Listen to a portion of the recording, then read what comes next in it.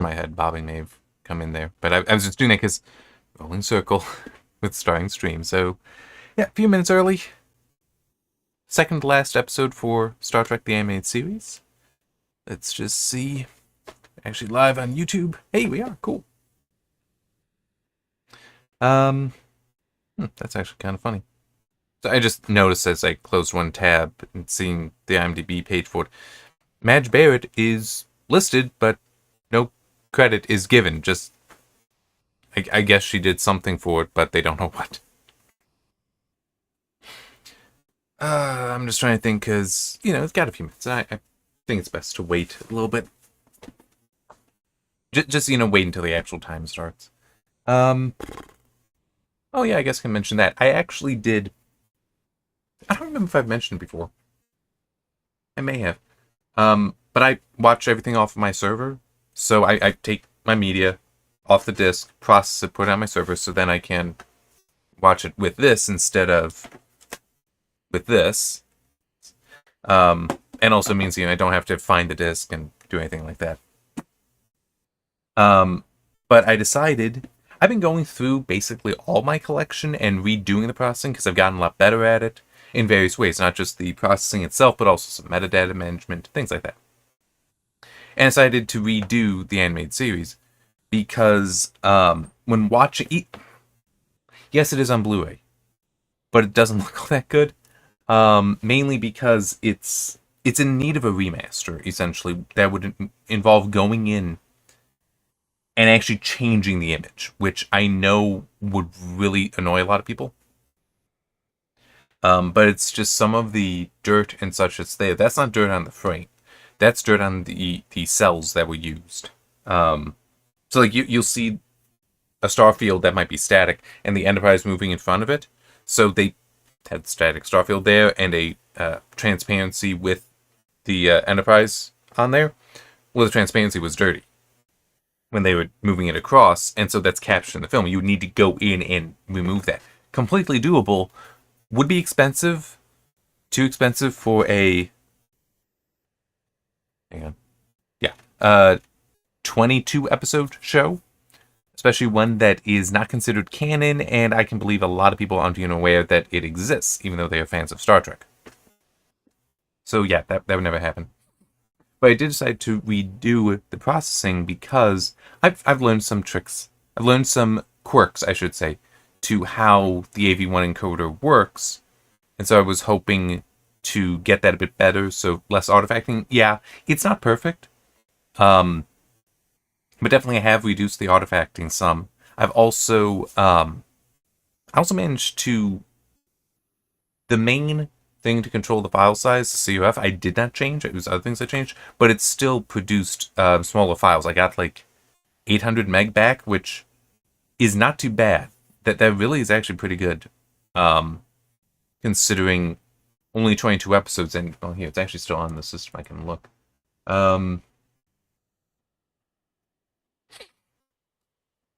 Yeah, we're talking about the videos being like 150 meg now. Hang on, let me just do it this way. I actually still have what I originally had on there as well. Okay, so the originals were 2.59 gig in total. But now that I have reprocessed them... Oh, sorry, it's only about 500 meg. I thought it was like 500 for one season and then some more for another. No, it's about 500 meg total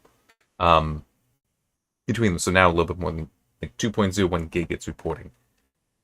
Which is still, I mean, that's not bad. To save that much is pretty good. Yeah, so it is better, but this is the first episode that I've watched all the way through that I could see. And some of the artifacting is still there, and it's just the source is so... Because not only do you have the dirt on the cells, there's also in some spots, it can be very grainy, and it's very inconsistent in the grain as well.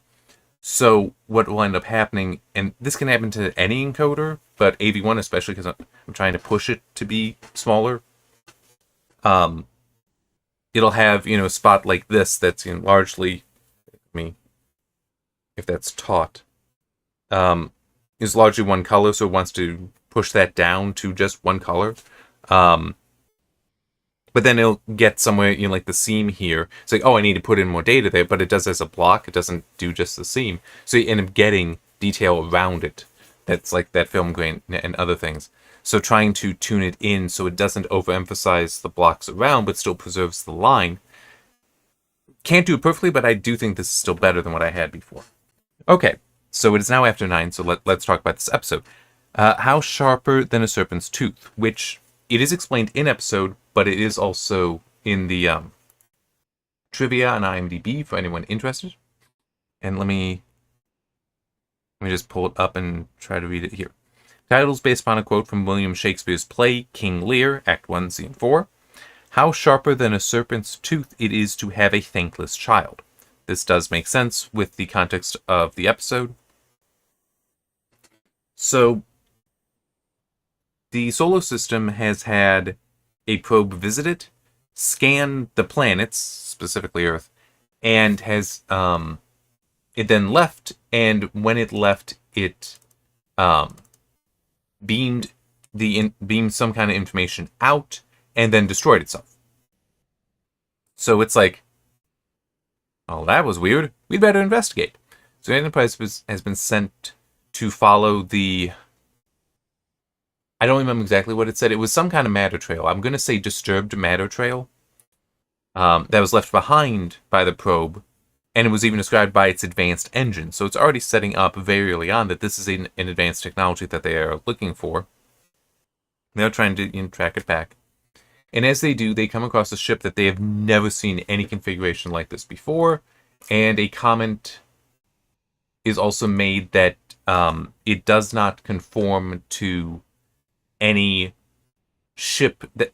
How did it actually put it? It's not just known in the area, but actually like allowed to be in the area. Hang on, I also just realized. Okay, there. I just set... I might not always see because my notes might be up covering it, but I did just set the Rumble Studio thing here to show me the chat. So hopefully I will actually catch it now if somebody leaves a comment. And I do need to get into it, but I'll just try finishing with this. So they end up encountering a ship that they've never seen configuration like this before. It's not a registered ship as far as the Federation is concerned. So, okay, yeah, we gotta investigate this. While that ship was still at warp, so these ships should actually be fairly far apart, but in any case, it somehow projects a force field around it, around the Enterprise, causing it to slow down. Scotty even likens it to trying to go through clay, because the warp engines are on, but it's actually at a sublight speed. Which I'm going to get a drink of water now, but my brain is starting to go technical on that and how that might actually work.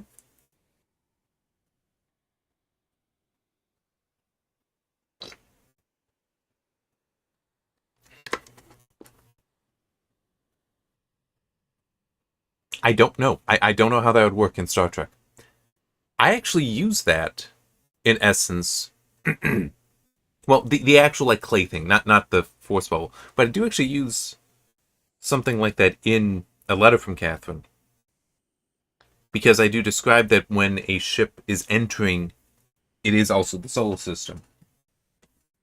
Because I prefer warp. I think that of the different ways that you can describe superluminal travel, or rather achieve it, which the main three are warp, hyperspace, and then some sort of wormhole system, which wormhole is not necessarily a ship-based system, but in any case.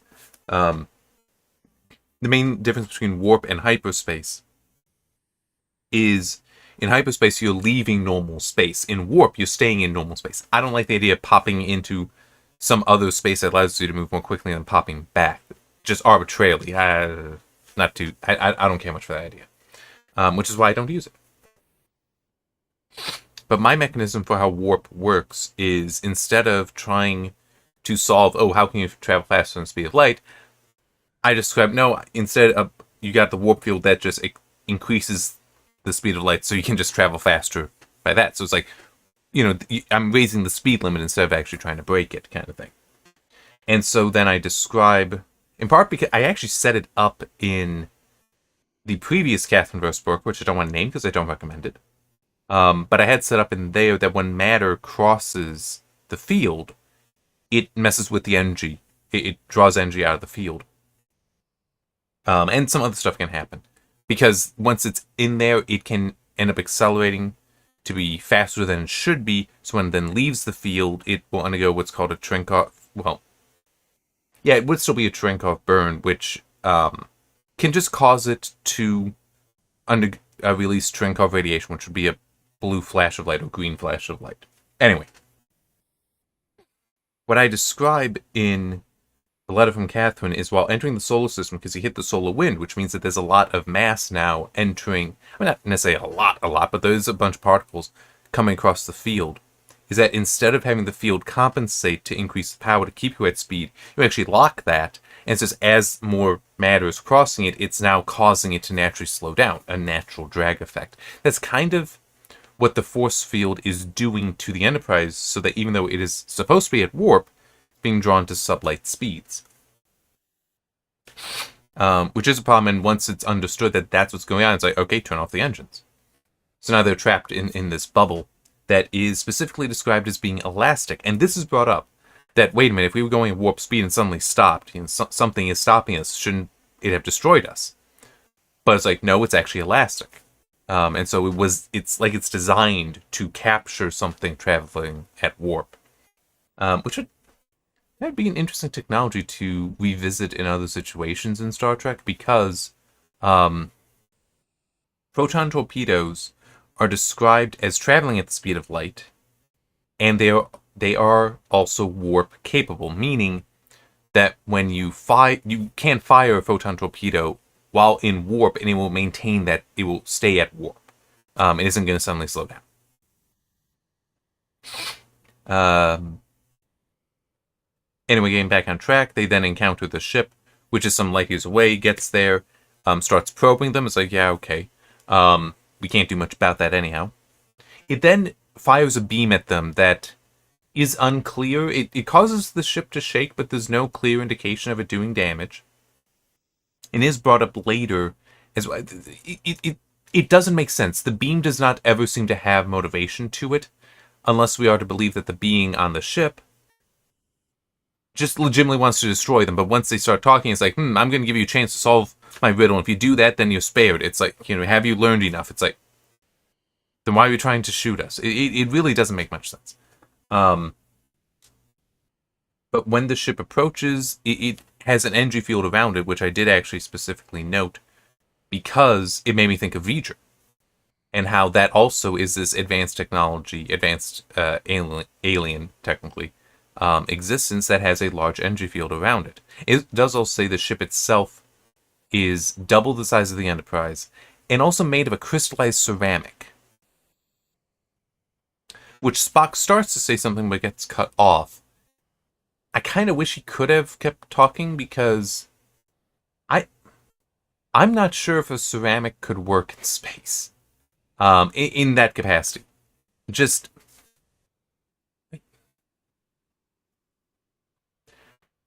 I don't know if how many ceramics can be sufficiently sealed so that air isn't passing through. I don't know. Maybe it's just you could use thicker material to achieve that, but okay, what about just using metal then? And there's also, with it being a ceramic, how you would need it to be a very consistent, coherent piece. So it's like, okay, so you need to make a massive thing that you then bake that would then shrink some, because that is what happens, because it's losing moisture and such. And is also undergoing a chemical process. That is actually a difference between ceramics and earthenware. Or rather, using clay versus just mud. So if you were to take mud and make a bowl out of it, for example, and fire it, or make a brick out of it, yeah, it will work. But it's not as resilient. And it also, if you put it back in water, it will rehydrate and fall apart. It will return to being mud. Clay doesn't do that, actually. If it is properly fired, it does undergo a chemical change, so it will be ceramic permanently. And it actually can be beneficial then. So what you can do, I don't remember the term for it now. But what you can do with old ceramics is break it up, make powder out of it. I'm not sure how coarse or fine a powder, but you then take that and add it into clay, and it actually helps temper it. So that now, because it will resist the shrinking that occurs because, hey, it's undergoing this chemical process and losing water. It helps resist that and actually will make the firing for the new ceramic cleaner, like better. And also, I believe it can make the final ceramic a little stronger as well. I don't completely remember. It's been a while since I looked into that. But, yeah, no, that is you would do that. And it's, in a letter from Catherine, I even do talk about how, I know I keep coming back to that, that actually I do put a ceramic on the outside of the ships. But the ship itself still has a metal layer. It still has a metal skin, because that's what makes sense, that you would be able to assemble the pieces, weld them together, so now, if it's properly welded, that's now that consistent, coherent body that won't allow gases to pass through. To do that, and you put the ceramic on top, and I imagine kind of like a slip, almost, not thick clay, but something that you could paint on, bake it on there. And the reason why is because that it's an ablative layer. I describe it that way. So it can take damage from various particles hitting it and say, oh, okay, put on another layer and we're good. Whereas if the metal is damaged, when I have to like cut out an entire section, put in a new section, weld it into place, that's a lot more involved than putting on this layer of ceramic. A similar idea is paint on, well, almost anything that you put paint on. You put paint on cars in part to have it be resilient. Yes, we will still put something on top of the paint to protect that, but paint does also provide a protective layer against like moistures to prevent rust, and also for metal hulled ships, paint on them, very important for the same thing, to help avoid corrosion. But it can also then potentially take a hit, so the paint is damaged instead of the metal. So I do that there, but it's in a specific way. It's not the ship itself. I'm just trying to remember exactly what I said, because I remember what I thought, but I don't necessarily remember what I chose to write at the time. But that concrete is also used it would mainly be space stations, with the idea being that you would still use metal to provide the layer, the seal, the seal to the space station or any spacecraft. But you could still use concrete as additional bracing and structure internally. Partly that was basically me just saying, look, concrete is a great material. We're going to use it.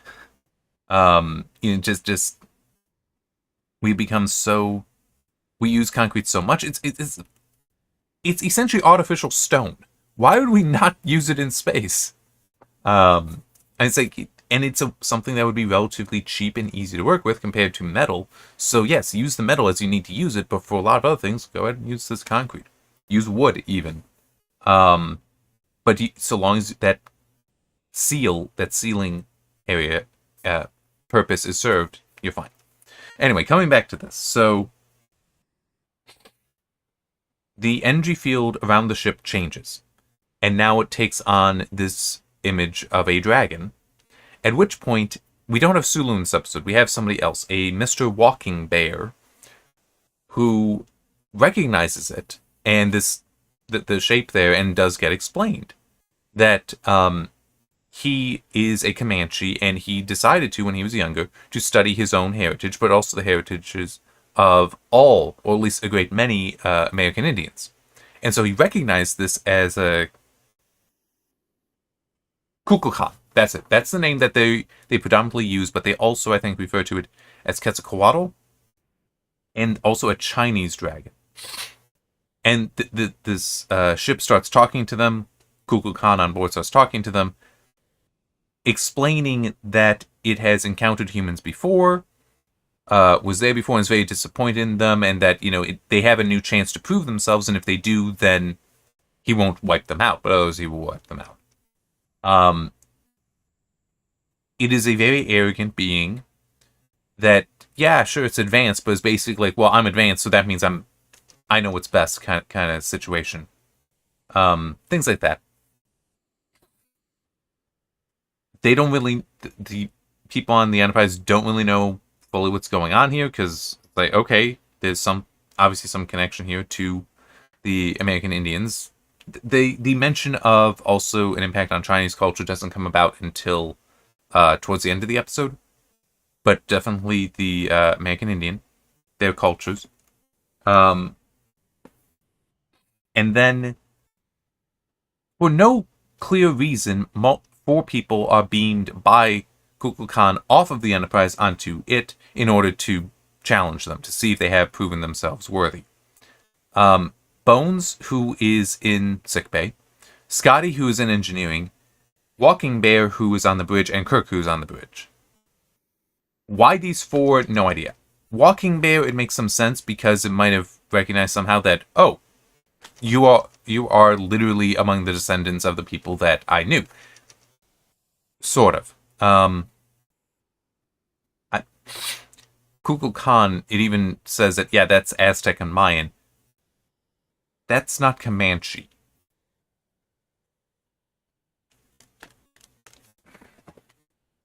You know what? Yeah, I got it. I got to find out. Let's see if I can do this. The Comanche, Aztec, and Mayan civilizations.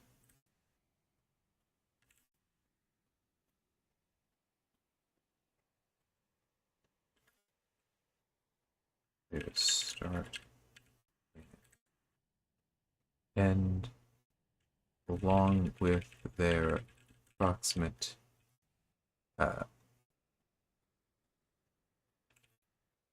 territories.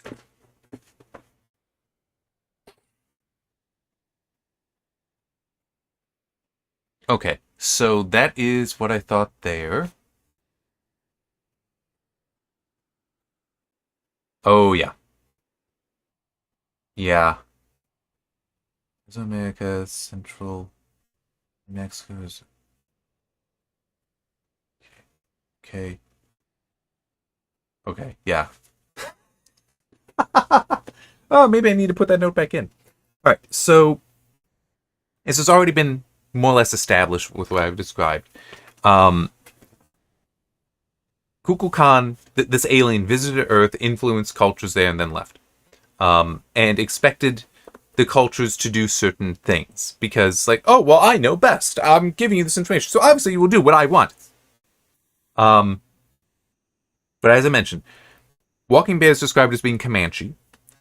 Kukulkan, however, and Quetzalcoatl... Hang on, let me just check in the trivia, because I think it did actually say, like, Kukulkan / something. I just want to make certain. Yeah, that is also true.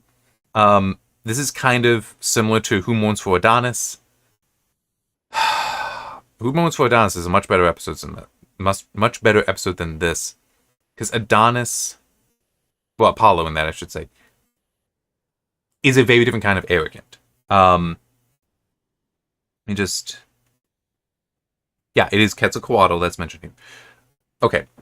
So, the 3 American Indian cultures that I mentioned, Comanche, what Walking Bear is, and then Aztec and Mayan. So the Comanche are fairly modern. It even mentions here that late 1600s, early 1700s. So I just duck AI because nice, easy to use AI system for asking this kind of question, which was, give me the timeline of the Comanche, Aztec, and Mayan civilizations, roughly their start and end, along with their approximate territories. Because how much interaction this Kukulkan visits, interacts with them, okay, when did this happen? How close were they such that these civilizations would have, may have diverged to some degree? Comanches, late 1600s to early 1700s is when they started. Okay, so this is after, it's post-Columbian. They are not a pre-Columbian civilization. But with the qualifier here, and it's an important qualifier, as a distinct group among people in the Southern Plains region. So that means that yes, the people they were from might be older, but the Comanche themselves later. So that would be. I'm trying to think of what would be a fair analogy. Not exactly, but like Italian versus Roman, except that that's in the same location.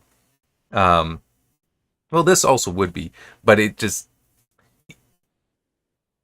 a group that came off from another, like many civilizations would have been. Um, that have worked? Not so much.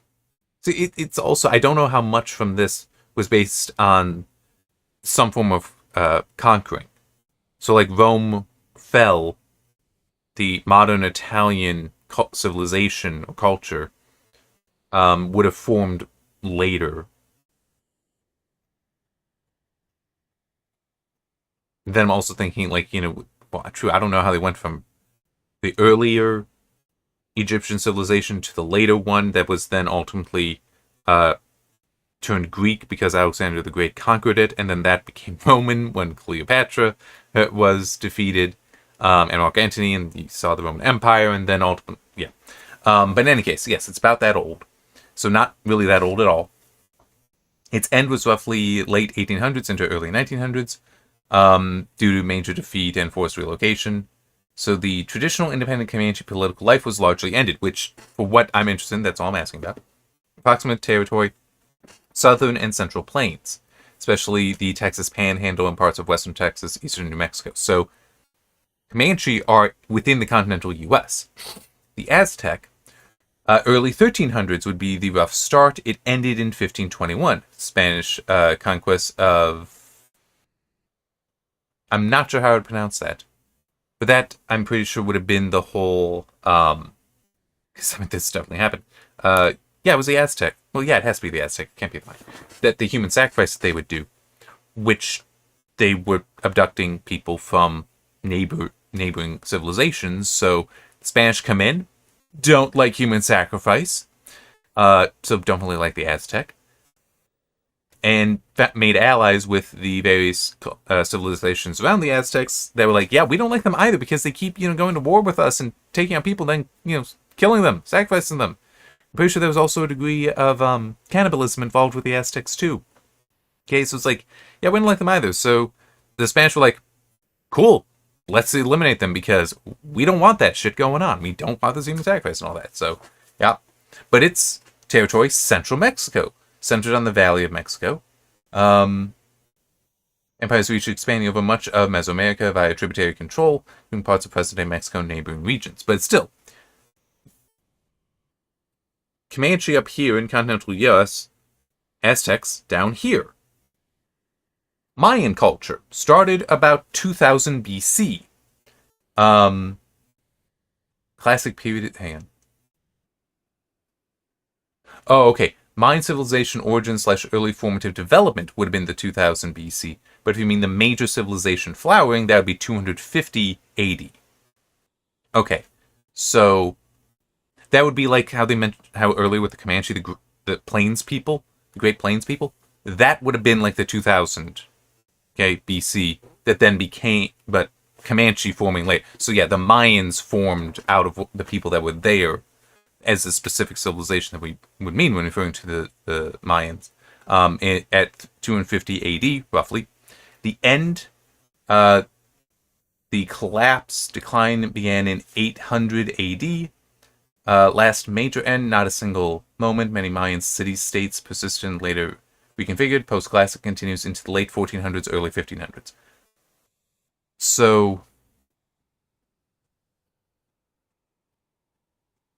I just think how that is described there, that yes, we would use the 800 AD date here, because that's when the main civilization would have collapsed. The surviving city-states would be more of a, yeah, it's continuing, but it's not the Mayan civilization, the full Mayan civilization. It is something else, just surviving. I guess... just trying to think, what would be that kind of work? I'm just thinking like with the Roman Empire, that, like if Rome collapse, but you could still see like colonies, cities in Spain, Hispania, North Africa and such, still continuing on and being Roman, but technically Roman civilization has already ended.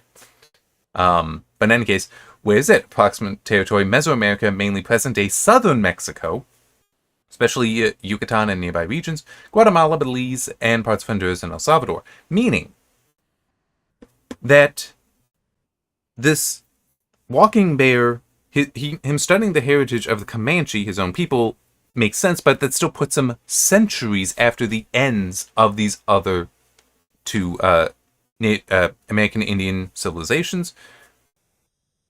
One thing I want to quickly explain there, because I caught myself from saying Native American, I actually do have an extended family member that is American Indian, and apparently if you were to ask, would explain, no, we're not Native Americans, because natives are savages. We are American Indians. So I try to respect that. But I will sometimes make the slip. Yeah, and then the Mayan are even older. So, no, this... And the reason why I also was laughing a little bit earlier when I was seeing this is because I was making the note, or trying to make the note. I got rid of it. That I don't like certain aspects of this way, at least, of telling that Chariot of the Gods story. Which, yes, I love Stargate SG-1, I love Atlantis. The idea of just alien species visiting Earth doesn't necessarily bother me that much. But, or at least in those it's done well, but this is more of the whole, hey, I came here and I made your species. I taught you all this. Aren't you grateful to me? That kind of stuff I don't like, because, especially for something like this, like, it would be interesting. I'm starting to get ahead of myself, but it's like you don't have the crew of the Enterprise challenging Kukulkan here with the whole how humanity continued to develop after he left, including, yes, the worship of you of a god, that got replaced by other civilizations, other cultures, other religions that taught other things. It's like you could have a very interesting exploration here, but did not happen. I can believe Roddenberry wouldn't have wanted it to happen. But there's also just this aspect that it is funny to think about, because it is present in media like in Stargate. What do they typically reference in Stargate for these alien inspirations for cultures on Earth? More or less extinct pagan religions. I mean, well, true, being pagan actually is kind of necessary. Because I think I've talked about this before. Don't remember now. But something that I once saw described concerning pagan religions, and it's like, that makes so much sense. It explains so much. Is they assume other cults into them. So, like, the pantheon in Greco-Roman mythology is there because part of the reason it exists is so that they are bringing in other cults. So they encounter a people that's like, hey, we can be friends, we can be allies and all that. Oh, we believe in different gods. Well, we can just graft that onto this. So, hey, your god is just part of this pantheon. It relates this way. And building it all together is a way to share and assume this new culture into it and continue to grow. Which, I mean, it makes sense. It makes some sense to do that, especially for something where I guess you could say they don't necessarily have an eternal truth concept to some of that. But in any case, you see those, but they're extinct pagan religions or cults that are used in this way in different media stories. It's like, yeah, because no one's going to be offended when he's screwed up. And it's also, you can romanticize these as well. So, like, there's... Okay. Kukulkan has beamed them onto his ship. And it's like, okay, I'm going to test you by showing you the seeds that I gave you on Earth that you guys didn't do right. Because it expected humans to do something that would signal to him that, hey, we figured enough stuff out that now you can come back and rule over us as our god. And one thing's made there was one of the Aztec pyramids with an altar at the top. That's like, I mean, the place that they would put the person, cut out their heart, throw the body down the steps? Why is this here? And it's like, no mention of that. It's just, oh, it looks at, no mention of that. No reference to the human sacrifice. Nothing. It's like, how are we skipping over this? It is kind of interesting that there is that kind of romanticization that will happen with those pagan religions when they're using this. And it's just, and I think it is because people don't know enough about those religions that they can't. Yes, the human sacrifice stuff, probably plenty of people would know that, but I have no idea what the Comanche religion was. Well, I'm not even sure if it necessarily would be religion. It might have been more so a cult. Not sure. But in any case, I don't really know much. Well, I shouldn't say cult, but more like a mysticism. But yeah, it might not have been a religion like what we would recognize today, with how we do know more fully formed, fleshed out, and very, to me, it's funny because I'm still working on the portion of the Utopia review that covers the religions of Utopia, or religion. It makes no sense. But one thing that I do stress is, to me, an important aspect to religion is its laws. And the great monotheistic religions on Earth today certainly very much have their laws. I don't know how much I basically know nothing about the Comanche faith. I have no idea what degree of laws it had, though. Really don't. I also don't know much. I know only a little bit more for Aztec and Mayan, very little more. But anyway, the point I was trying to get to, and constantly sidetracked, is we're talking about civilizations that are spread across centuries and across different locations. So the Aztec and Mayan may have had some overlap physically, but they did not exist at all at the same time. And the Comanche, what it's stating here, it had no overlap with the Aztec or the Mayan. So just, but they're treated as though, oh yeah, this one guy didn't necessarily visit the Comanche. Walking Bay was just inspired to study his own heritage and then study those of the civilizations around him, which would be kind of like somebody who's French deciding, oh, I'm going to study Spanish history, I'm going to study Italian history, I'm going to study German history as well, because France has borders with them, along with Belgium. And you could also include the UK if you want to go across the channel. I'm just trying to think of what other nations border France. Does Switzerland? I feel like Switzerland is a little bit further east. I'm not sure. But it'd be kind of like that. It's like, okay, that's fair, but it still is. Kukulkan, this being would not have visited the Aztec and Mayan at the same, would not have been able to, because the Mayans were basically already gone.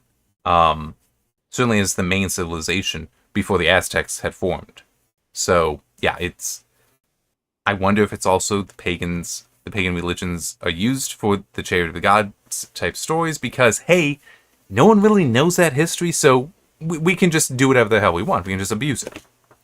So anyway, Kukulkan produces a city that it's like, hey, I put this stuff in here. This is what you're supposed to build, but you people, you didn't build it right.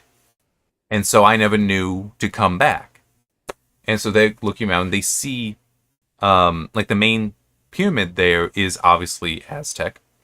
They also see an archway that does look a lot like to me, I recognize it as Chinese. Well, no, I shouldn't say Chinese. I should just say Oriental, because it might also be Japanese. I don't know how. That's another. I don't know enough about the cultural differences between China, Korea, and Japan.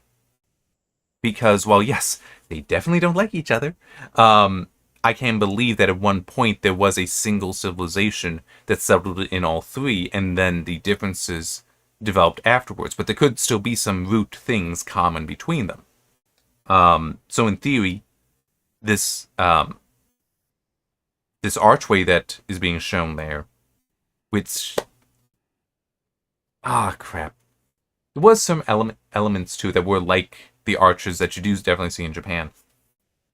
But the reference was to China, that they make later. They don't actually say it. They just say this arch looks familiar, that the architecture is familiar, but I can't place it. They mention later that, Kukulkan Khan did also apparently visit China and influence their culture. But in any case, the main thing is the Aztec temple. Kirk climbs up, and because it's like they have some familiarity when they see these 4 statue type things that have the green dragon head of Kukulkan Khan there, they're like, huh, this is interesting. When Kirk gets to the top of the pyramid, he's inspecting the table there, which has an image of like Kukulkan Khan flying there, because he is bodily revealed after this, and he is the like feather-winged no-armed dragon. Not actually sure what technically that would be then, because I know that there's a difference between a dragon and a wyvern. Wyverns don't have the 4. So a dragon will have 4 arms to it. Well, 4 limbs, 2 legs, 2 arms, and the wings. Wyverns only have 2 legs and the wings. They don't have the arms. Not sure what Kukulkan Khan would be. Anyhow, I keep going off on these little tangents. It's what I do. So, when Kirk is up there, he realizes that the sun is in. It's like, hey, turn those things to face me, to face the table, the altar up there. And when this happens, a beam is formed from the statues, strikes the altar, and it causes it to glow. And then Kirk's like, okay, let me get out of here. And apparently that's all that Kukulkan Khan was expecting them to do. Which is, I'm sorry, I play enough video games that's like, that's obvious. I mean, it's like, that's literally, you're just running around hitting E on everything and trying to interact with everything. It's like, oh, these turn. Okay, that's all we got to do. Like, we don't need to read any secret messages. We don't need to find any messages. It's just, nah, these things turn. We can turn them to aim towards this one central thing that they're placed at the corners of. It's like, because there's 4 of them, and they're at the corners of the pyramid. It's like, yeah, that's obvious. So they do that, and then he's like, good, you have learned. And then he shows himself, starts talking to them, and what is revealed is that he has been apparently capturing samples of species for however long, putting them in these glass cages, well, transparent cages at least, and have them hooked up so that they are, well, the cages are hooked up to feed them and such, but also something else, because when the humans are looking at what is there, like Bone specifically says, whoa, that's a power cat. Those things have never been successfully held in captivity, because they have this nasty habit that when you get near them or even try to touch them, they release, like 200,000 volts or something. So like an electric eel, but it's a cat. Saber-toothed cat almost. I mean, it's like big thing. So, yeah. And what Khan eventually explains is that, it's like, because how do you keep them so docile, being trapped like that? Because they all are like, oh, I would hate that. I could never do that to an animal. He explains that, well, basically that he's beaming into their brains their natural environment, so that they are not physically, they're physically in a cage, but they don't know the cage exists. And they're also like, oh, so that's how the city we were just in was projected into our brains as well. It's like, yeah. And this is when Kukulkan Khan starts doing the talking with them about how, yeah, I visited your planet. I left these seeds there, but none of you built these cities correctly to then communicate with me. So when I sent this probe to investigate, determined, you guys are a bunch of warriors. I taught you to be peaceful. The Aztecs were doing human sacrifices from the people that they captured. How peaceful are you talking? Anyway, I was again one of those things was like, that doesn't line with what you're saying. And meanwhile, Spock has figured out how to break out of the bubble, because it's elastic, but only in one direction at a time. So if he applies force in 2 directions, it'll become rigid and fragile enough. They say rigid, they should have said fragile as well. That just he goes to warp suddenly, and it shoots them out, and then they're able to come back around and start attacking. And I want to get back and focus on Kukulkan Khan talking to them, but I want to wrap up the action at least. Spock comes back around with the Enterprise, fires on the ship, Kukulkan's, his ship's power is damaged, so now he can't manage certain things. And they were able to break the power cat out because I don't remember exactly the timeline now that I think about it, but they pulled the plug on its cage, so it woke up and it knew where it was, and like, I hate captivity. Boom. And it's getting ready to like actually attack Kukulkan. But Kirk doesn't actually want Kukulkan in danger, and plus it's the power system is failing, so Kukulkan can't do anything to manage this. He's very weak at the moment. And Kirk is definitely well, I'm interpreting the most, but it's consistent for the character. Is like, yeah, no, I don't actually want you hurt. I just want our freedom. And that was a way to achieve it. So, Bones, when they were beamed aboard, they didn't have any weapons with them. But Bones did have a medical kit with him. So, Kirk took the tranquilizer and just ran up and hit the thing with the maximum dose of the tranquilizer, which does calm the cat down. He gets shocked. So he's sent flying and is injured, but you know, he's okay. And then after this, basically, Kukulkan gives up that, yeah, guess you aren't who I want you to be. That sucks. But you know what? I actually will just leave you alone now. So they don't even try to have look, we could still learn a great deal from you, but we don't need you to be this controlling teacher. Like there's even a line earlier about, if the teacher is always there, like at the student's shoulder, then the student will always be a student. It's like you do need to allow the student, the child, to go out on its own. Regardless of how it then develops, you need to allow that to happen. Kukulkan doesn't like that, though. But in any case, he gives up, beams them back over, and is like, I guess I'm just going to leave. We do get one line that is actually kind of funny because Bones, Spock, McCoy are talking. Sorry. Bones, Kirk, and Spock. Said Bones and McCoy twice. No, it's the three are talking. And Bones brings up the question, and this is also when it's mentioned that he must have also visited China. Bones asks the question of Spock, on Vulcan, are there any legends of aliens visiting your world? And Spock goes, no, there are facts, and they left the wiser. Which is, I like that line. It's the classic kind of back and forth those two would have there. That's like, yes, but we know it happened, and the aliens that visited us when they left, they were better off for it. It's like, yeah, that's what a Vulcan would say. But yeah, so there was potential. I give this a weak recommendation because it is enjoyable. I did find it enjoyable, but it's just, we don't get into the Prime Directive stuff. Kukulkan doesn't seem to develop much. And there is one thing that I get why it's not there for a couple reasons, but it still is, I wish that it were there. And I don't think any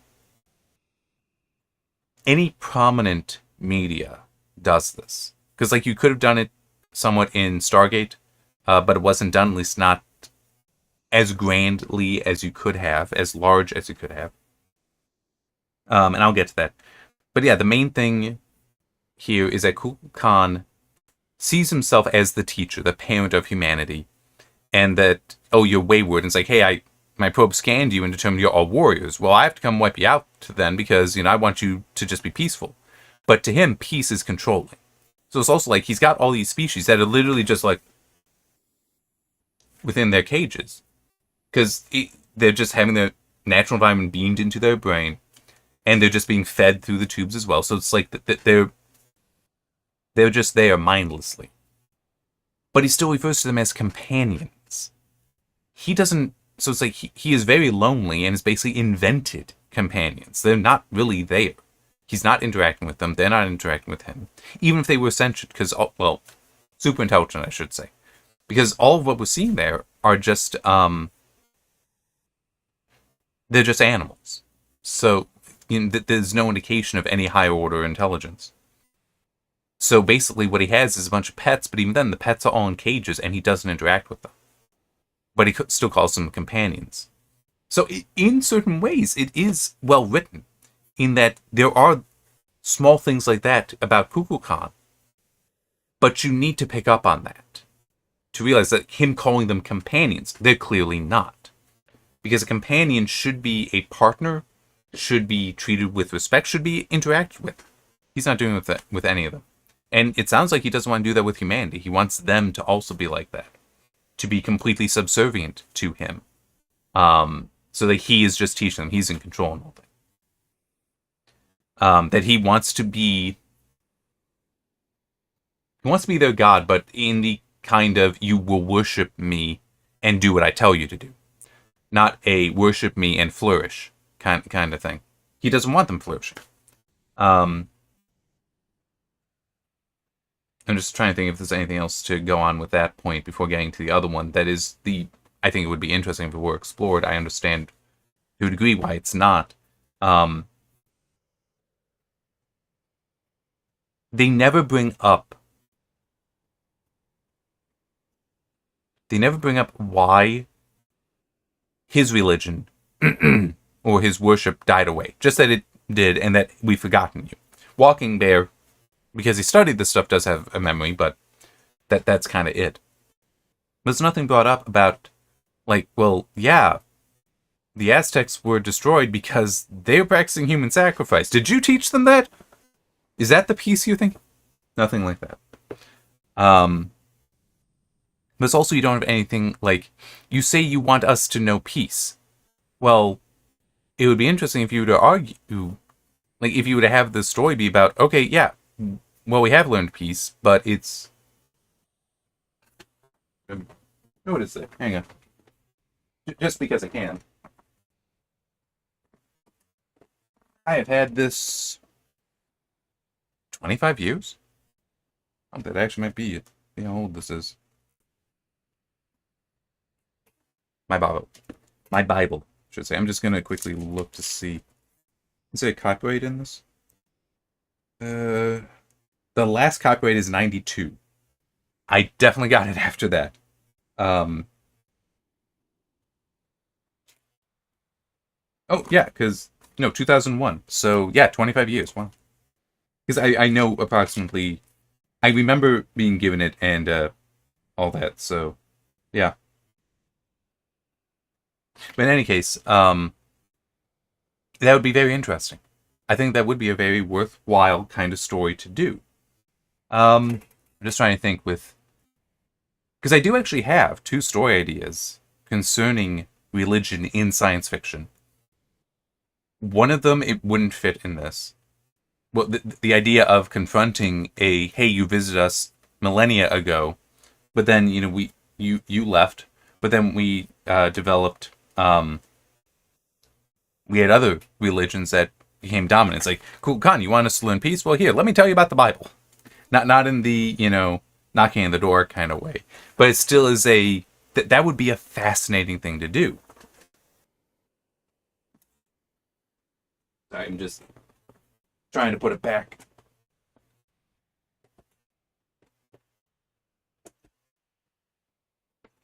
I'm saying in Stargate, you do have I don't remember the name of the episode, but one of the, it is the penultimate episode for season 1, when we first meet Senator Kinsey, and he's talking about that, yeah, well, we have a god, so we don't need to go, well, they can just leave. We won't bow down to them, but it's like, that's not what they're really looking for, and plus is the whole, the whole world isn't Christian. The world isn't even monotheist. So, anyway, but there's that, but there's also, in a later episode, Tilk, it is shared by Tilk that he has read the Bible, along with other religions, the religious texts of others, and it's funny, because Jack's like, really? You have? And Tilk was like, yes, of course I would read the literature of all your different religions. Why wouldn't I? And it's like, that's appropriate. But you never have a dialogue, and it makes sense. It does make sense to avoid that, because you don't want to risk offending anyone, which is why I was saying earlier, you can do this with the pagan religions, because no one really practices those anymore, or at least the extinct ones. So it's like, yeah, you don't need to worry about offending people directly. Technically, they can. Oh, that's not really a good way to put it. Explicitly would be better. You can implicitly offend people because I could believe there would be some descendants of the Aztecs, the Mayan, or the Comanche that if they saw this episode would be like, that is not a fair representation of our people. Don't do that. But it still is are you practicing that religion? Well, no, but it still is. Get the history right. It's like, yes, get the history right. But still, it would be interesting that kind of argument, that kind of dialogue might be a better word for it in some of these settings. Like to use SG1, to use Stargate SG1, if you were to introduce Thor to the Bible, if you were to, because I mean, he would actually potentially read it. The Goa'uld likely never would. But still, that is an interesting idea to explore potentially. I'm just trying to think, because it's really in that you really only have the Goa'uld who would have no interest in reading the Bible or anything else, although that still could have been interesting. And the Asgard. While there are other species, like the Nox could also be interesting if they were exposed to the Bible, but they didn't touch Earth. They didn't have an impact there, so it might not matter too much. But yeah, so it would be interesting, but it would also become a question of, okay, but what are you presenting to them? Because you've got the different denominations, and you also have just different levels of understanding, even within the same denomination, the same Christian denomination. So yeah, it's.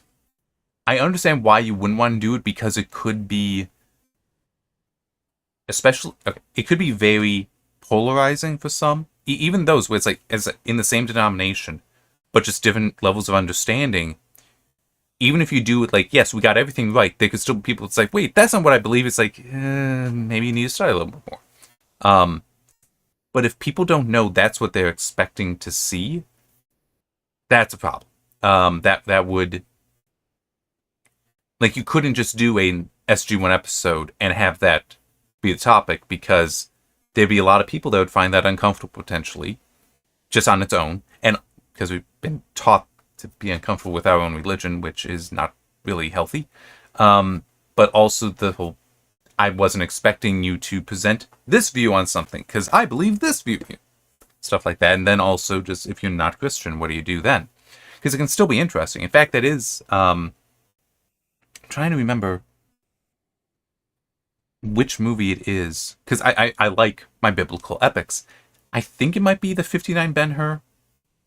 It might be another one where hugely successful, but it is also, when you look at some of the data on biblical epics, it's not just like Ten Commandments. Yes, that's Judaic, but like Ben-Hur, that's very much Christian.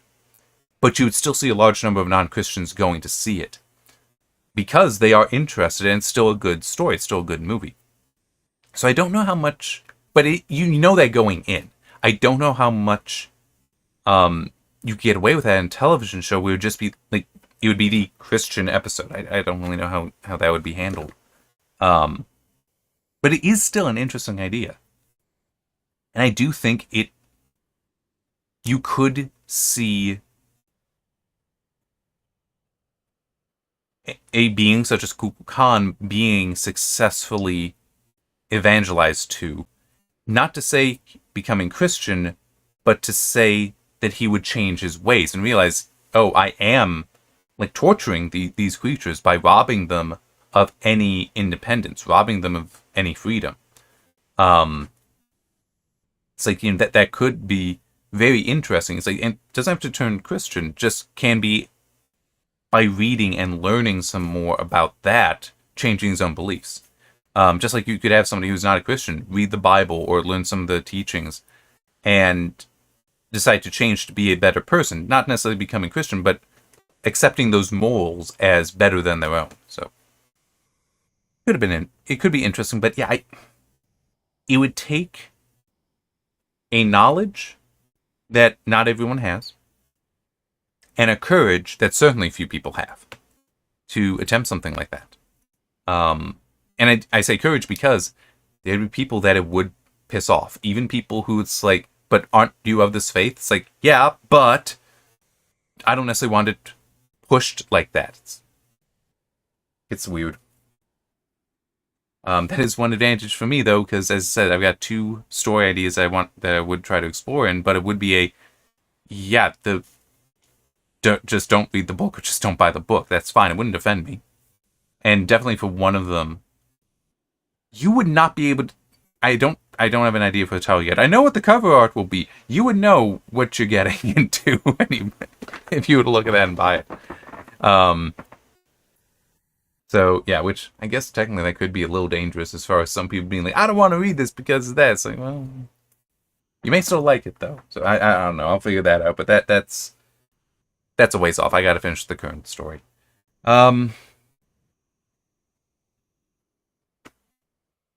Just anything else in the trivia that's interesting?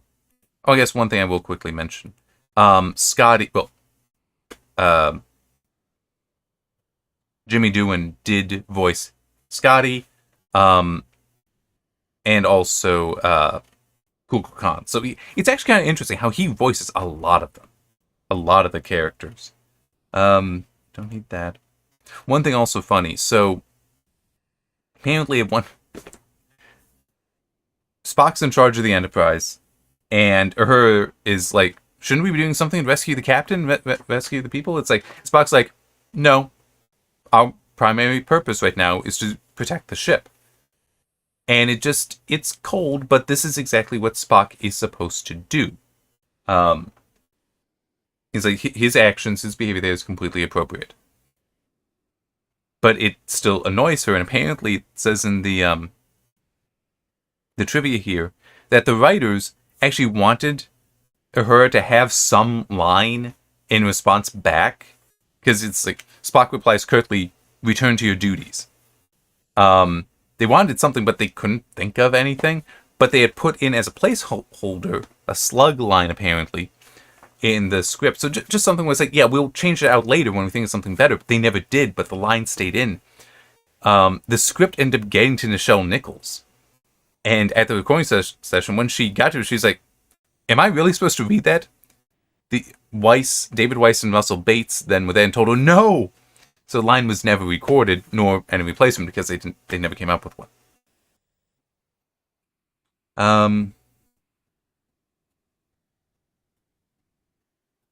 Okay. So I'm just looking at what will be the final episode, the counterclock incident. The Enterprise is transporting its first captain, Robert April, to Babel, where he will reluctantly accept his retirement.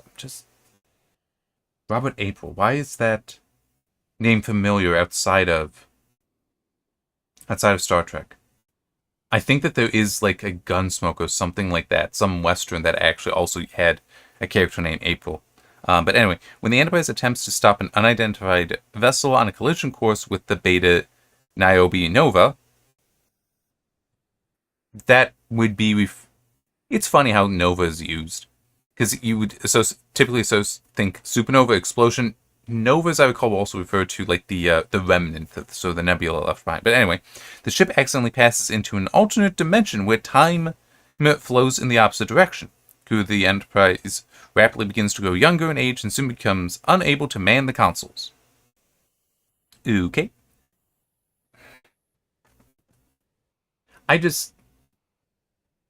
It'll be interesting to watch that, but there is... Time travel is weird. And especially flow of time like that.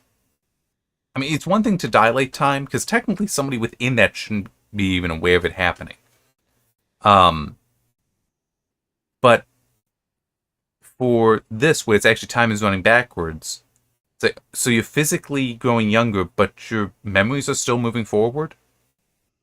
That should also be impacted, such that you would not even be aware that you are in this situation, and therefore incapable of finding a way out of it. So, yeah, but this also, shouldn't it potentially move you a way out of it as well? So, yeah, it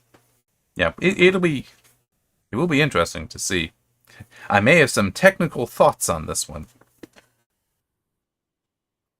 So I'm also just looking at one of the screenshots here that kind of looks like a weird warping of the Enterprise even. Don't know.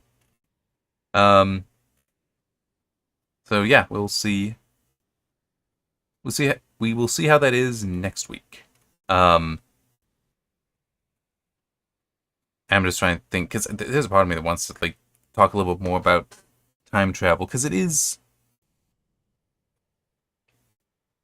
I do think it is fair to say there's multiple kinds of time travel. This technically wouldn't be one of them for what's describing there. It's more of an extreme dilation, so it's not just you're slowing down time, but you're actually reversing it, getting the flow to go backwards. But I mean like time travel actually jumping from one point in time to another.